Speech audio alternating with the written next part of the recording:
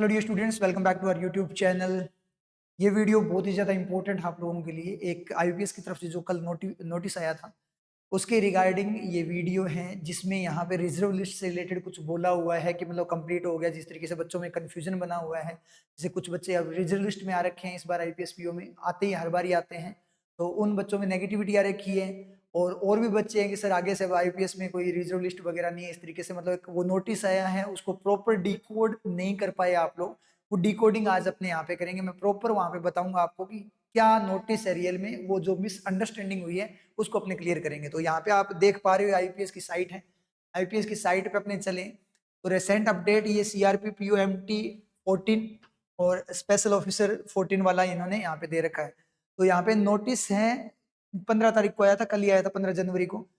PO और SO दोनों के लिए आया, तो दोनों में सेम ही लिखा हुआ है। एक बार इसको पढ़ लेते हैं कि ये कहना क्या चाहता है, फिर यहाँ पे अपने क्लियरिटी ले लेंगे थोड़ी सी कि रियल में ये क्या बात है। डरने वाली कोई बात नहीं है, ठीक है। तो थोड़ा सा अपने देखते हैं यहाँ पे, पहले इस नोटिस को पढ़ो कि इसने बोला क्या है। इसने यहाँ पे बोला है further to our notice dated, ये 31 दिसंबर का जो नोटिस था, released on the official IPS website, the entire provisional allotment process, जो प्रोविजनल अलॉटमेंट का प्रोसेस था under CRP POMT 14 for the vacancy 2025-26 stands completed with this notice. यानी vacancies जो 25-26 में सीआरपी पीओएमटी 14 की जो वैकेंसीज थी वो कंप्लीट हो चुकी है, मतलब पूरी तरह से उसको कंप्लीट कर लिया गया है, उसमें कोई वैकेंसी नहीं बची है। उसके बाद में please note, no correspondence will be entertained from any candidate about allotment status and और प्रोसेस।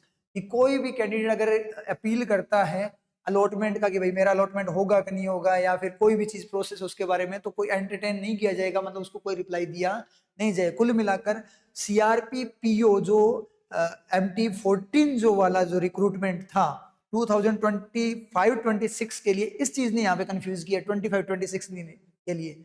तो इस नोटिस की जो वैकेंसीज है वो क्या हो चुकी है, कंप्लीट हो चुकी है। तो अब यहाँ पे कोई वेटिंग लिस्ट या जो आपकी रिजर्व लिस्ट बोलते हैं वो नहीं आएगी, वो पूरी तरह से कंप्लीट किया जा चुका है। मतलब रिजर्व लिस्ट जो निकली थी उसमें कंप्लीट हुआ है। ये देखो 25-26। अब ध्यान देना इसने क्या लिखा हुआ है, इन्होंने लिखा हुआ है, नेक्स्ट वाली स्लाइड पे देखते हैं एक बार, ठीक है।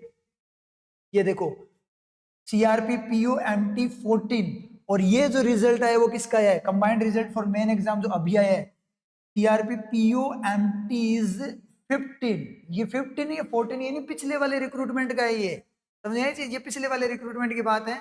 अगर यहाँ पे अगर आप देखो तो ये जो रिक्रूटमेंट है अपना, यानी पिछले अब की बार वाला जो अब कंबाइंड रिजल्ट आया है अपना, इसको एक बार आप देखो, इसमें जाकर देखते हैं एक बार, यहाँ पे कुछ मिलेगा आपको। ये नोटिफिकेशन है नहीं, ये 15 वाला जो अब की बार वाला है उसको देखो आप खोल के, और उसमें यहाँ पे देखना आप ध्यान से, ये देखो क्या लिखा हुआ है।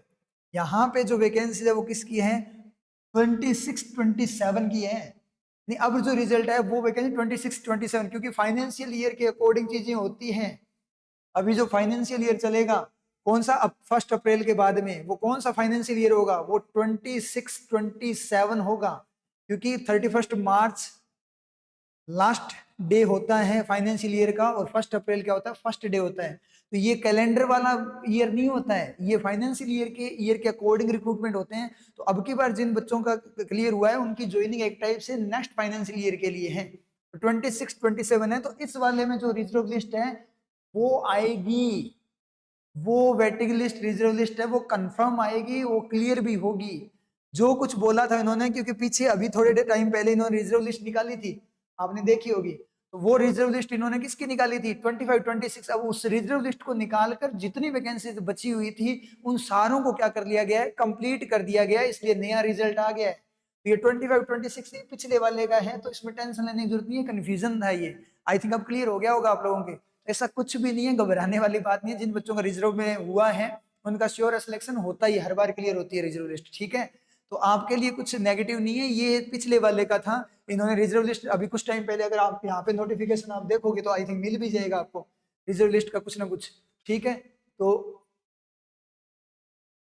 पीछे प्रोविजनल ये रिजर्व लिस्ट इन्होंने दिया था 31 दिसंबर को दिया था, reserve list office assistant RRBs का दिया था, और पीओएमटी का भी आई थिंक दिया था इन्होंने 31 दिसंबर को। ये है वो 31 दिसंबर को जो दिया था, 21 दिसंबर को रिजर्व लिस्ट पिछले वाले की, ठीक है, पिछले वाले रिक्रूटमेंट की, उसके रिगार्डिंग है ये। इसलिए ना घबराने की जरूरत नहीं है। ठीक है, क्लियरिटी मिल गई। इसलिए हम थोड़ा सा ध्यान से देखा करो चीजों को। एक प्रोफेशनल ऑफिसर बनने जा रहे हो आप, बैंक आप हैंडल करोगे, आपके हाथ में बैंक होगा, देश की इकोनॉमी आपके हाथ में होगी, थोड़ा सेंसिबल वे में चीजों को देखा करो, ऐसे मत घबराया करो। ठीक है, आगे फिर जॉब भी तो करोगे वहां पे, कैसे हैंडल करोगे बैंक को भाई, पूरा फाइनेंस सिस्टम है। तो एक बार पूरी तरह से बात को क्लियरली देख कर उसके बाद में बोला करो। और कई लोग होते हैं जो नेगेटिविटी फैलाते हैं फालतू की, तो ऐसा कुछ नहीं है। क्लैरिटी मिल गई आई थिंक आपको। तो ये चीज था, तो इस वाले रिक्रूटमेंट की रिजर्वेशन क्लियर होगी। ठीक है, तो क्लियर बातें। और कोई डाउट्स वगैरह हो तो आप पूछ लेना, कमेंट सेक्शन में पूछ लिया करो। और वैसे ऐसी कोई वीडियोस वगैरह होती है जो डाउट से रिलेटेड, या कोई इंपॉर्टेंट नोटिफिकेशन या क्लासेस वगैरह जो भी होती है चीजें, ठीक है, उनकी वीडियोस जो अपने चैनल पे आती है, उसके लिए आप नोटिफिकेशन जो बेल आइकन है उसको प्रेस कर लो, ताकि आपको नोटिफिकेशन मिल जाए। और डिस्क्रिप्शन बॉक्स में चले जाना, वहाँ पे टेलीग्राम चैनल का लिंक मिल जाएगा, तो वहाँ पे आपको नोटिफाई कर दिया जाएगा इन चीज़ों के लिए। तो मिलते हैं नेक्स्ट वीडियो के साथ।